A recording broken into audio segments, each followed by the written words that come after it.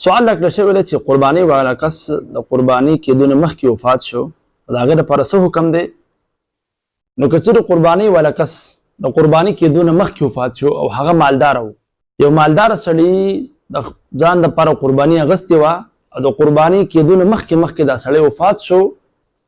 نو د ده نه دا قرباني ساقطه شوه.